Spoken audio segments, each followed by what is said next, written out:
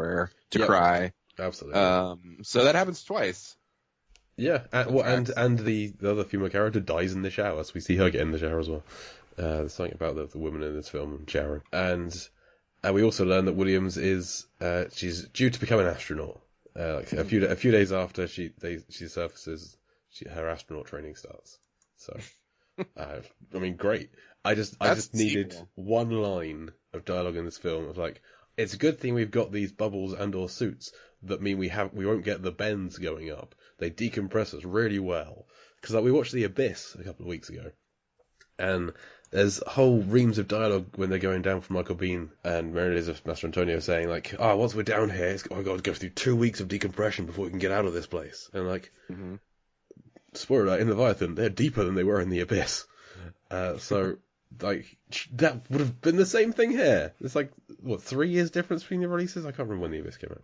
Right. The suits. The only thing I noticed, I wrote down in my notes, no decompression. I think the suit screen, one of the screens at one point says decompression. It just says decompression. So I guess that's the only thing that we have to know that something's happening. Would it have killed them to put a line of dialogue in there?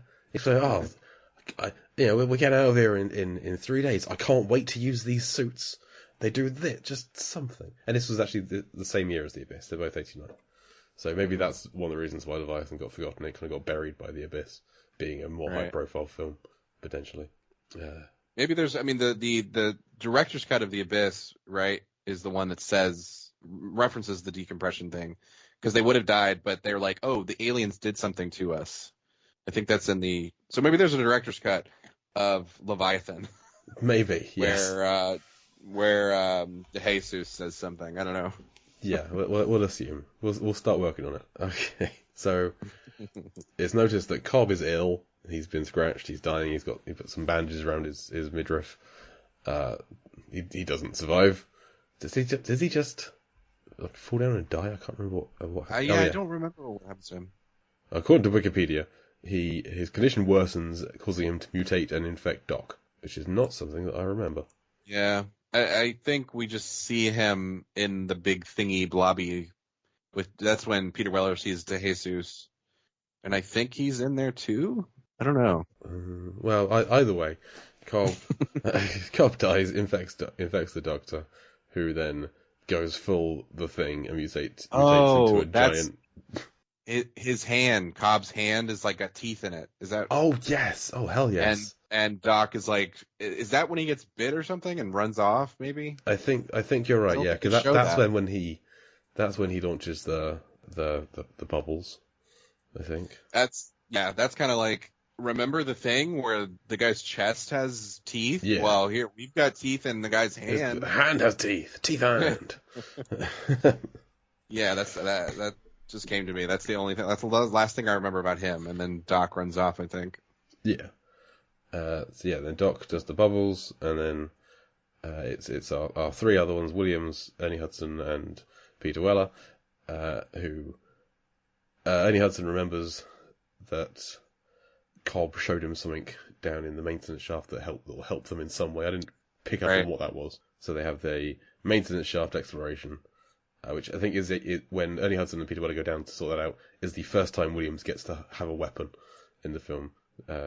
She hasn't been allowed one before now. She gets the giant flamethrower, which is, looking at it now, the size of her head and torso combined. You put legs on it, it's the same as her. It's a ridiculous weapon. Like, for how big it is, it must be completely hollow for anyone to be able to hold that thing. Right. And just like the 4 little flickering flames on the end of it. Yeah. And again, they're in a pressurized, underwater, limited oxygen, days away from evacuation, so limited supply of everything. And they walk around with these giant flamethrowers. This is not a good environment to be doing that in, I think. Well, I mean, the air's not a problem because they circumventilate the air. I forgot. They script out, yes. Which is not a word, not anything. I tried to Google that. That's not used anywhere, I don't think. They've just put circumvent and ventilate together, haven't they? So right. I applaud it. That's wonderful. It sounds like it could be a real word. Well, the only time I saw it used on Google kind of was like someone used in, I guess, some sort of court document, circumventilate instead of circumvent. It was literally like someone had written that out and put like the sick in parentheses after circumventilate because they got circumvent incorrectly. So it does exist online, but not. I was expecting like a quote from this movie to pop up, but it didn't. But it's so unwell known, so unknown that even it's the only script to feature the word in still doesn't come up. I'm gonna get it. It's gonna be the word of the year here. There's like the name of your new blog. Circumventilate. Circumventilate. Yeah. So Ernie Hudson and Peter Weller encounter the creature with Doc's face still on it, right, down in the basement area of this place, and run away, justified. And so then we get numerous scenes of the three of them running along corridors, trying to get through these giant circular doors that are automatically closing because Doc's started a auto-destruct sequence, just like an alien. There's a self-destruct countdown time, and they're struggling to get out in time. But it's less elaborate than Alien because they don't set it off, then try and not set it off, fail to do that, and then try and get out, which is why Alien is fantastic. One of my favorite films, great film. Watch Alien. Leviathan's fun, but watch Alien. Yeah, if you're gonna watch something again, don't. I'm gonna start referring to Alien as Leviathan in space. But Very kind to Leviathan. So they're running through these corridors. Everything's falling apart because the creature's wreaking havoc around it.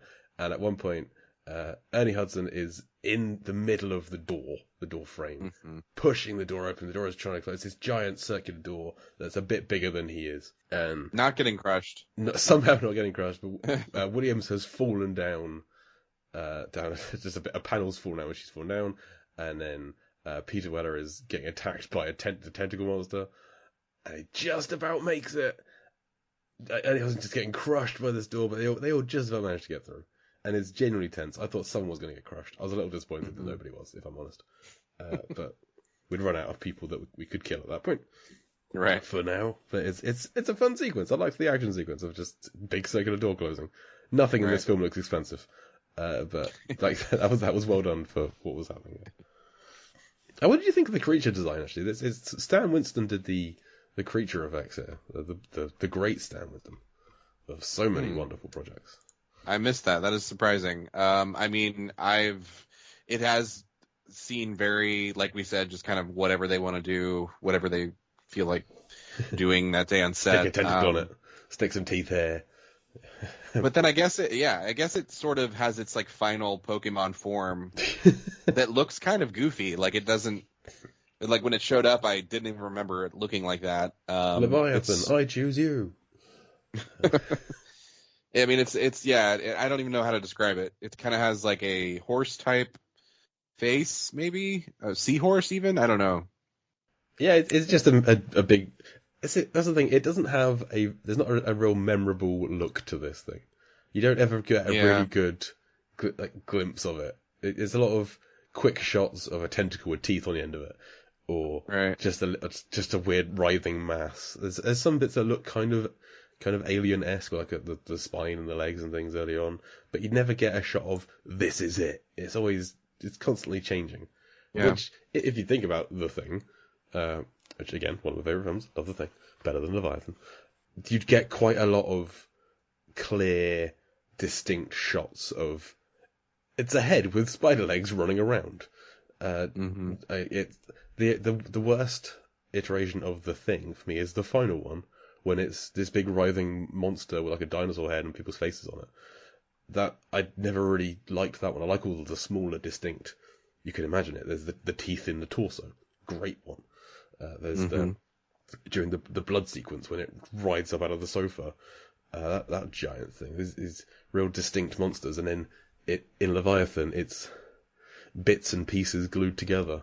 So if you were to go onto the Stan Winston School of Character Arts website, they have a really long, like, oral history on Leviathan that looks like they had done it in 2019. A look behind the scenes of Leviathan. Oh, wow. Okay, I didn't even notice that. So skipping ahead when they're out on the ocean and it's out there, because that's the clearest that we see of it. And I was going to say it sort of has, like, catfish type mandible whisker things. And I didn't even notice there's a clear picture here on Yeah, I'll send this to you. It's kind of got like an anglerfish head to it, Right. almost. And it's got like somebody's. I guess that's maybe De Jesus on Yeah, top. there's I a didn't even person notice in that there during with the an arm. right. You almost that almost doesn't improve it. They should have just taken that off. No, I think. But yeah, that looks great. I didn't see that in the film. I didn't either. Like, I don't remember it at that point having like thing type human fusion creatures coming off of it. But yeah, it looks. I mean, I was gonna say if you were to look at this and then watch the movie, you'd be disappointed because it looks pretty good here. Yeah, this is a really long. They've got like suit diagrams and all kinds of stuff.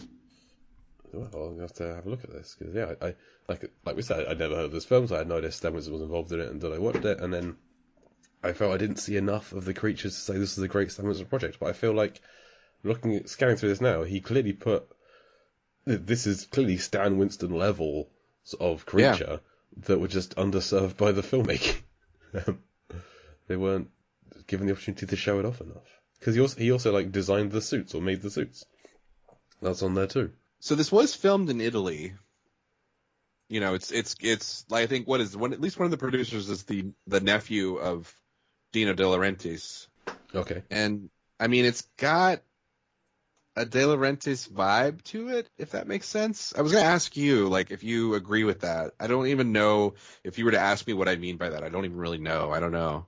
But it definitely has a De Laurentiis vibe to it. So I'm just watching the scene where this final creature rears up at the end and takes out Ernie Hudson. And it's shot so close up. Yeah. Like you see little bits of the creature's chin or an eye. You never see the whole thing. So I don't know whether it didn't move properly. But I would needed one wide shot and that would burned in my head forever. But anyway. So De Laurentiis feel to it. What do you mean by for the listeners who may not know, what else has Dino De Laurentiis done? I mean, what comes to mind is like Conan, right? Conan the Barbarian, which I've never seen. I mean, and again, this is not Dino De Laurentiis. It's like Aurelio De Laurentiis, maybe. For two producers are De Laurentiis names. Okay, his nephew was Aurelio De Laurentiis. Yeah. So I don't know. I mean, maybe it's the budgetary restraints. I mean, I don't know. I mean, it's shot in Italy. But there isn't even really any extras that you see. I mean, you see like some on the station at the end, or the what am I trying to say? The oil. Why am I blanking on the word? Anyway, I don't know what you're trying to say. But just looking at Aurelio's filmography, he did mainly Italian films, and this was actually one of his first films in his first like 6 or 7 films. But the only other English language one that's really popping out to me is Sky Captain in the World of Tomorrow. A film I do not hate. But that also will never be called successful. No. But yeah, most of it, he did like a couple of Christmas films here and there, it seems. Something called My Best Enemy. But otherwise, mainly Italian language. So, which, not to diminish those, they could be fantastic, I just have no idea what they are. Whereas, Dino did like the Evil Dead sequels. The Hannibal franchise for the most part, Blue Velvet, Firestarter, the Conans, that Flash Gordon. He did Flash Gordon, fantastic film, glorious film. He did another film we'll be covering at some point. He did Orca, in '77, and he did the '76 King Kong, which is terrible. I was gonna say I don't think that this is even under the De Laurentiis company like banner, if you will. I don't, you know what I mean? Like the opening credits, I don't remember. But anyway, I need to look into that. I don't know why I get like a Italian De Laurentiis vibe off of this, but I do. Because I was looking into it a bit, and the only thing that was popping up is like giallo Italian horror, which obviously this is not that at all. No, we'd see a lot more. I would argue there's a De Laurentiis vibe. I need to define what that is. Well, it's not. It's also produced by both Aurelio and Luigi, who was Dino's brother and Aurelio's dad.